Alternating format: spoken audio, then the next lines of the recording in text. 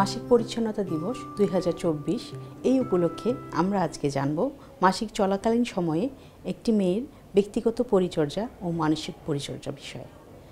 ব্যক্তিগত পরিচর্যা বিষয়টি কিন্তু বিস্তৃত। এই মাসিক সময়টাতে হুট করেই আপনি নোটিস করলেন যে আপনার পিরিয়ডটি শুরু হয়েছে, ঋতুস্রাব শুরু হয়েছে, তৎক্ষণাৎ আপনাকে ব্যাপারটি স্বাভাবিক এটা মেনে নিয়ে কাজগুলো গুছিয়ে নিতে হবে। এটা একটি স্বাভাবিক প্রক্রিয়া। এই প্রক্রিয়াটি আপনার দিনের সমস্ত কাজের সাথেই চলবে। এমন না যে আমার পিরিয়ড হলো আমি সব কাজ বন্ধ করে রেস্টে চলে যাব। এটা মানিয়ে নেওয়াটাই হচ্ছে আমাদের প্রথম দায়িত্ব।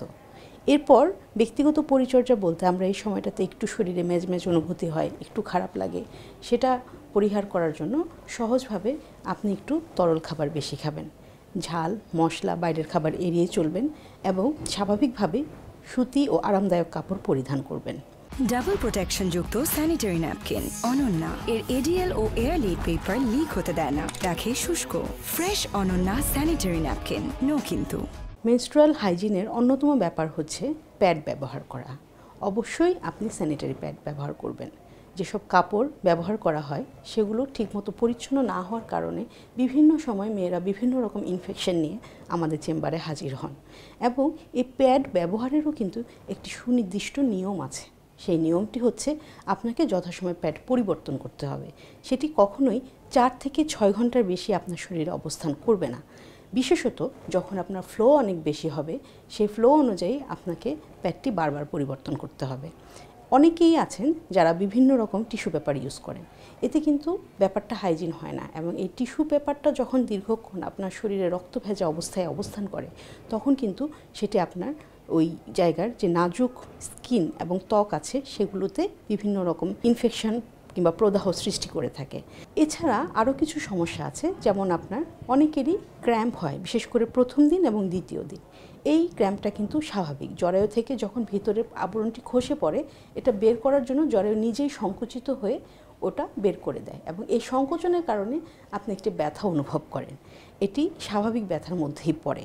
কিন্তু যখন অতিরিক্ত অনুভব হবে তখন আপনি কিছু সাধারণ ওষুধ আছে, যেমন এলজিন, বুটাপেন, অনিয়াম, এই ধরনের ওষুধগুলো আপনি নিলে কিন্তু আপনার এই ব্যথাটা কমে যাবে।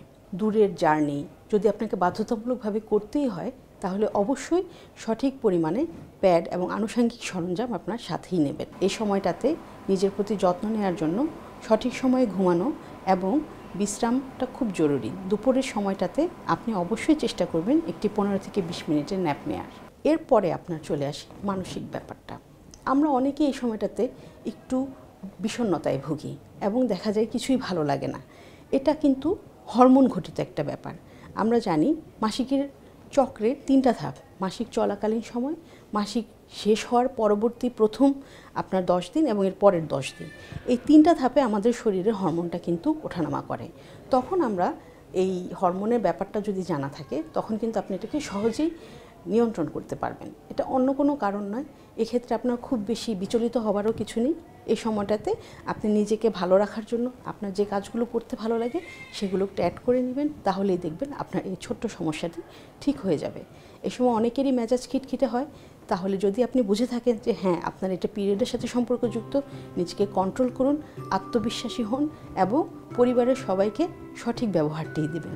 খিটখিটে মেজাজটা কন্ট্রোল করার দায়িত্ব কিন্তু আমাদেরই।